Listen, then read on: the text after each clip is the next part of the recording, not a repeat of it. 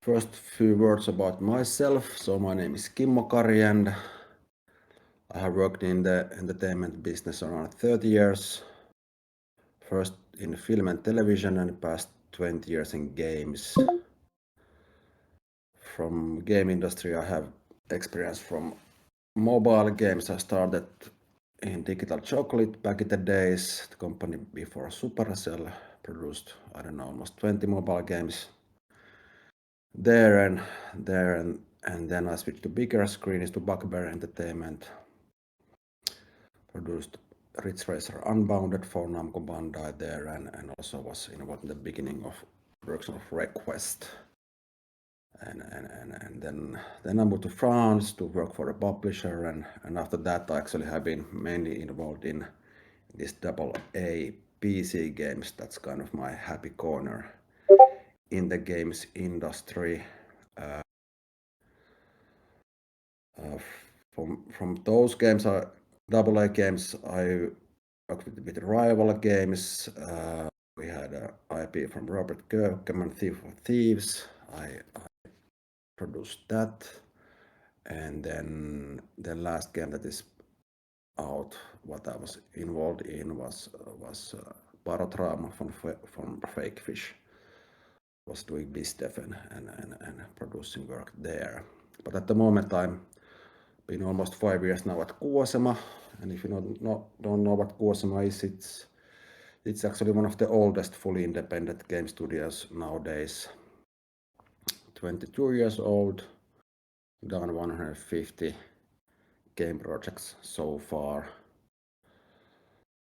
and I'm there kind of running the PC and console division. So we are doing a lot of work for hire dev for Supercell, Rovio, Red Bull Media House, Netflix, and so forth. We are something between 70 and 80 people in Helsinki, and I'm in charge of spending part of that profits on our own PC and console games. So that's enough perhaps from my background, so let's jump to the second slide. So actually I strongly suggest that before actually going really on the topic how to get funding or publisher, I strongly suggest to kind of validate your ideas and concepts also from the business perspective. But saying that, I also recommend to kind of in the really beginning kind of keeping all doors open and let all flowers bloom, because ideas are cheap. But when you have some sort of game idea ready, I urge you to kind of validate and the commercial aspects of the game idea. Of course, the first thing is your team capable of doing the game? So that is of course the really basic thing.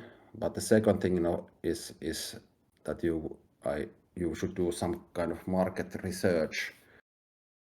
The cheapest tool that I be using is the Steam Spy. So you can do their kind of a Steam tag genre analysis. I will show an example of that a bit later. But that's basically the idea there is to look what is you try to figure out that what is the genre of your game, what game tags match to kind of your game, and then you can have that data from Steam Spy and look what the competition look like. But I have a slide about that a bit later, so let's dig in deeper to that then. And then I'm lately also using a lot this GameDiscover.co service. It's actually really good tool. It pays much more than this Steam Spy, but there you can also see console sales that are actually quite difficult to find. Of course, these all data are kind of estimates because all the platforms are kind of trying to are like wall gardens, so all are based on some algorithms, but they anyway all the data is not, it's not fully exact, but it gives a pretty good idea of the sales possibilities. And one thing more is to kind of do a trend analysis, because of course, but there is of course risk that this, if you do a trend analysis that and you do a bigger game, it might take years to do the game. The trends might be different when your game is ready, and so forth. But anyway, it's a healthy exercise, and actually it might be even more useful to think why something is trending. So finding the reasons behind the trends kind of lead perhaps to more tangible results. And then one way to validate your idea is also to kind of approach the publishers, say perhaps even too early. But if you build a deck, some sort of PowerPoint or something, and I would suggest also, if possible, to create a short video about your game. It's actually quite fast nowadays with modern tools to create sort of like a visual prototype of the game, and even though that's most likely something that you wouldn't yet want to share with the publishers, but if you kind of play it right, play the happy path, you can kind of fake and create a video that looks like almost you have a game, and then you have better chances from the publisher to really open your decks and really give you some feedback that is this something that they would be interested in or not. And I did that, for example, with Cthulhu Keeper a few years ago. Approached in one game conference 20 publishers with these kind of materials, and they all gave me thumbs up.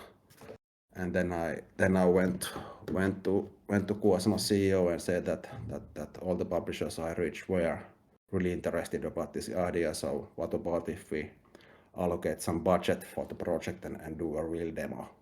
Because if you want to do a real demo, it usually takes time and costs money. So it's good to validate is it worth of really doing the demo before doing the demo, I would say.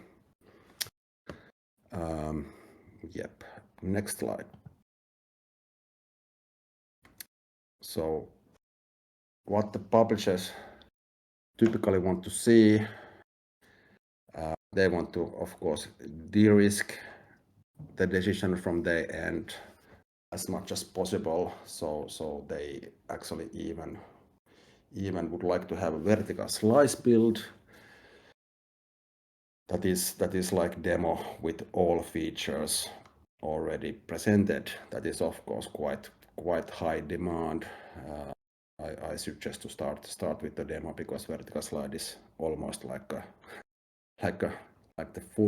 the real game with the final quality, but just the content lacks that you have perhaps just 10 minutes of gameplay there. But depends of course of the game. It might be easy to do, but if you have a complex game, it might be quite a big task. But anyway, if you have this demo and you go to game conferences, do not expect the publishers to really play the demo on the conference, and it might be also a good area that you don't start playing in front of them in the conference. You just capture this 1 or 2 minute gameplay from the demo and show that in these conferences and send them the demo later. And then of course you need the decks that explain your game. So I personally like to split these decks several categories. I would suggest to have a separate game deck, where it's kind of the high-level explanation and key features about your game vision, platform, USPs, what is the core loop, core gameplay, progression system, how much there is gameplay time, and so forth. And I would choose just to have the business case on a separate deck, where is this your research that you have done reference games research, data analysis with the tools I mentioned earlier. If you have done some demo or user demo and done with user testing with that, show the KPIs there, wish list, retention, size of the communities, whatever, everything helps. And then of course production plan with milestones. Usually the publishers pay against milestones deliveries, so it's good to have a rough plan for that also there. And then many publishers are also interested about what is your post-sale strategy, that do you have a DLC plan and so forth. So it's not super necessary to have it in the first place, but I would say that you would seem more professional if you have some sort of DLC plan in place as well. Why to separate these decks? You can have one deck as well, but everything is, but then it's quite long usually. And then in some cases, you could, if you have two separate decks, you can, depending on your audience to who you are pitching, that what deck really to pitch on the conferences, because usually you have quite short time, like 30-minute slots are pretty common nowadays. So some people you might face a publisher agent who is like really interested really about your game, and then you show the game deck, and then you perhaps briefly open the business deck. But in some case you might meet the finance guy, that kind of Excel guy who not actually is not really interested about the game. He's just interested about the business case. So then you basically skip the game deck and show what is the business case only, and that's it. And yes.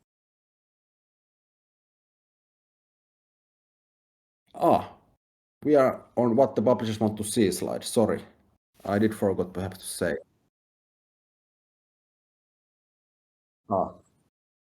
Okay, awfully sorry. I need to say when I switch the slide, because we have the technical problems here. So Jonas is showing the slides for me.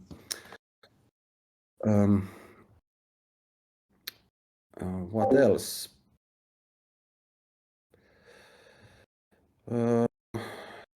No, additionally, you can have also game design document, technical design document, community management strategy, and so forth as well. But yeah, this is recorded, so you can check this slide later. A bit wall of text. Sorry about that. Next slide. So various options to fund, publish your game. So there are of course these PC game publishers. Typically they are ready to fund a big portion of the development budget, but usually they also recoup this initial investment pretty aggressively from the first revenues of the game with the rates of 80 to 100%. And after that, they usually expect to have 30 to 70% revenue share of your game. And then there are also game project funds.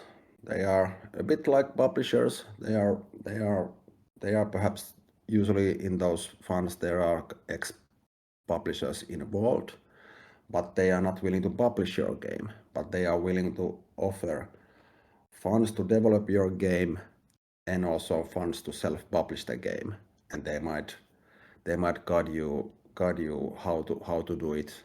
Typically, also bigger publishers work with marketing agencies, so they might give you intros to good agencies that who you could start working on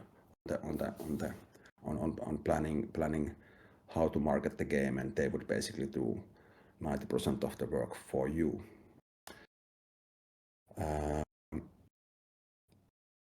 They typically also expect to have a share of your game. There are many different ways to tackle those deals, but almost like a publishers, but they don't publish is the perhaps that case in a nutshell.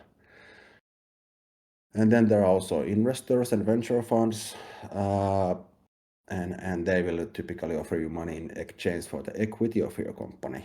So after your game is done and published, they will be still around, and usually a good idea with investors is to raise actually more money from them than just for a one project, because this game industry resides in this risky sector. So it's perhaps if you go into these negotiations, perhaps it's wise to have monies for more than just one shot, perhaps for 2 or 3 games. And usually investors are also more in favor of self-publishing, because publishers take quite significant amount of the revenues to themselves. But you may also want, it's still of course possible to partner with the publisher in this case as well. And of course the most ideal option is self-funding. So if your company or friends and fools or whomever have money to support you to fund the development, that's great. And then you are most likely able to negotiate a pretty sweet deal with the publishers when you're gonna self-fund the development. Yep. Okay, next slide. Now this is the example Steam Spy data. So you can kind of download the kind of sales numbers of the whole kind of genre or Steam tag.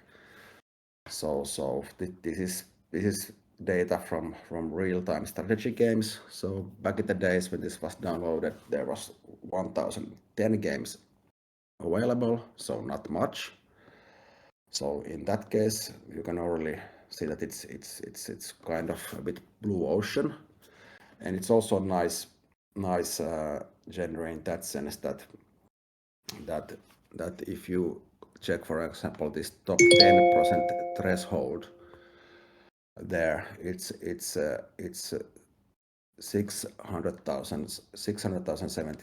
674,000 copies sold. So that's already a pretty good sales number if your game budget is not crazy big. So these kind of, if you could of course kind of make a curve of this data, but perhaps the main thing to sort of like analyze here is your game genre, does it fall, if it falls in this type of genre that it's like winner takes it all genre, that you need to reach like top 3%, and then you have good sales, but below that it may stop like a rock. So then it's like a really risky sector to enter, unless you really know how to do that game well and sure to reach top 3%. But risk management wise, it would be wise to go to these genres that has its kind of much smoother slope of the curve. That's perhaps the takeaway from this slide. And next slide.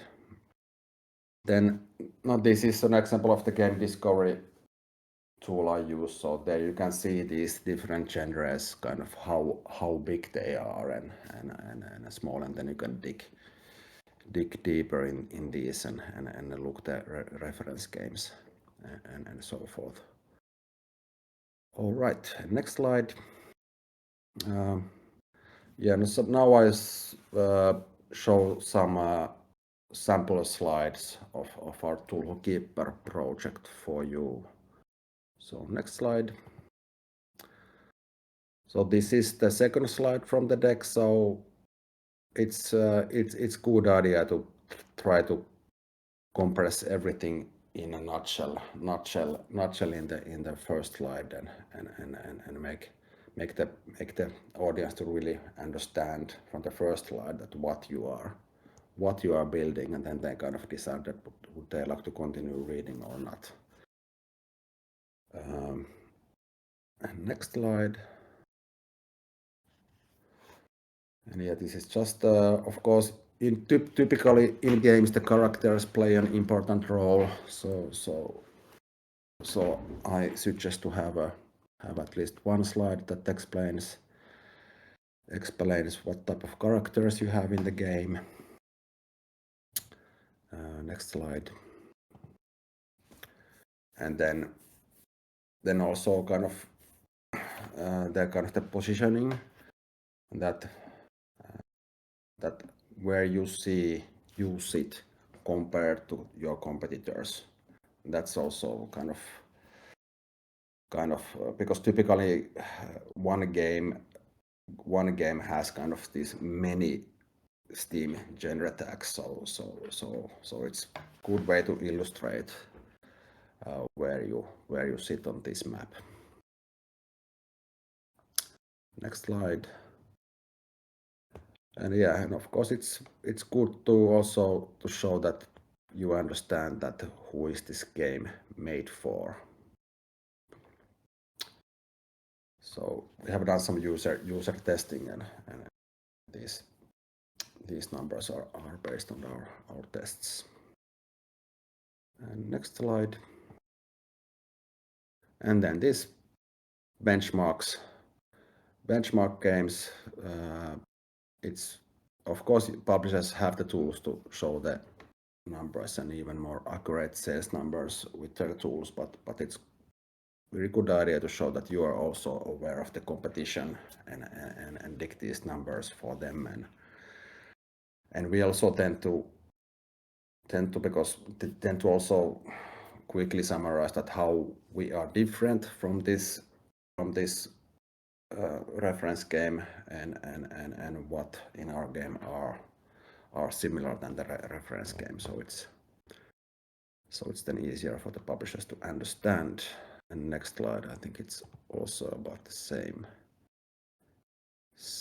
thing. And next slide.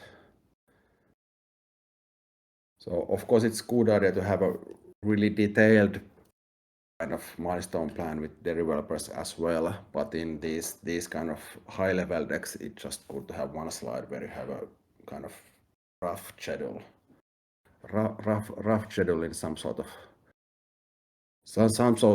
of graphical format. It's a good idea because usually publishers are really actually interested about the release dates, because they have their schedules. They can do 6 or 10 games per year, and they might have a free slot on April 27, and if your game falls into that free slot they have, then they are interested. If it doesn't comply with their plans, they just might reject it only for that reason. And next slide. And then of course it's for publishers, of course. More money from the publishers you ask, more convincing team slide you need. But it is, if you ask money that are more than 500,000 or 1 million or tens of millions, then you need really convincing team slides about the team members' experience. And next slide. And this is just one example about how we did summarize our KPIs when we did the announcement with really tiny marketing budget of 12K. So there perhaps the most important thing that publishers want to understand that okay, we got this almost 23,000 wish lists and with the current media budget we were able to create one wish list with 53 cents, which is actually a pretty good result. And it is actually surprisingly good because for some weird reason we got kind of organic reach for this game in Japan and China. And next slide. No, for that reason, I also started to approach Chinese publishers directly. And if you have also such a game that has traction in China, then I suggest that you ask someone to translate your decks to Chinese language. And next slide. So I don't know if everybody is aware, but China starts to be also huge PC gaming market. This game perhaps reveals the biggest potential of Chinese gaming market. Of course, this game is made in China, based on Chinese folklore and so forth. But anyway, this is totally crazy numbers here. So it has sold, based on this Game Discovery Co, almost 27 million copies, gross revenue 1.3 billion. And next slide.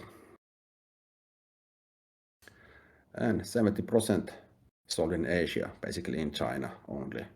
So about 20 million PC games copies sold in China. So that is also one path. So we are exploring that with Cthulhu Keeper, that if we can have a really good publishing deal only for China, then we could self-publish the game in West, or have a separate publisher in West. They are also, if you have a good game for Chinese market, they are also paying quite nice minimum guarantees, kind of the development money, and that might be also interesting solution to just make a China deal, because anyway, if you want to enter to China, it's anyway good to have a Chinese partner there, because otherwise it's very difficult. And then you can then if you can raise enough money for them, then you can do self-publishing in other parts of the world and kind of get rid of the typical 50% revenue share that the publishers want to have.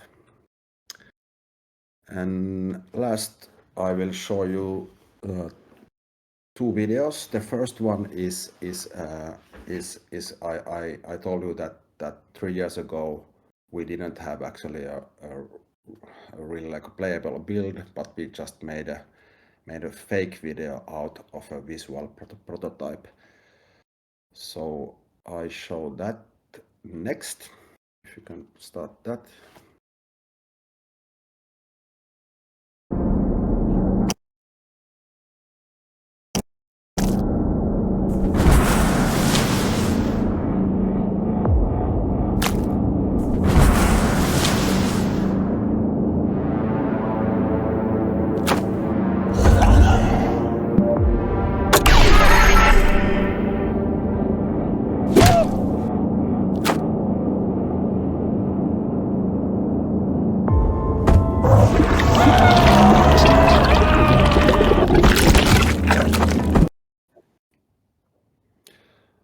Okay, and then 1 year ago we announced the game, and we had now I can show the announcement trailer. So if you can show the next video.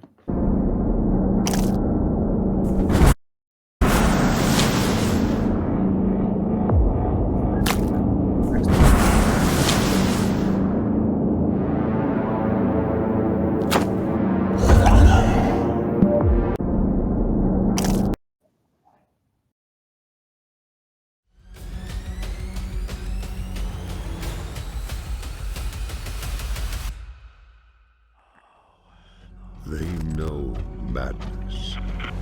I felt it coil in the silent halls of the void.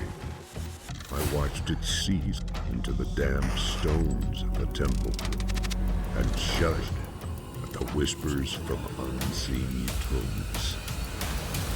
Reason fractures here. Neatly stitched minds unravel like rotted lace, unspooling into dread. Lost truths shift and stir, eager to devour the veil of the cosmic darkness. The chasm yawns wider.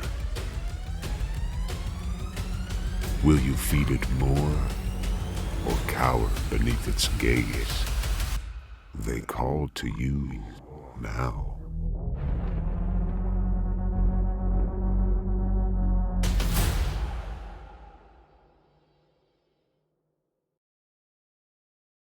That's it. Happy to discuss and answer your questions.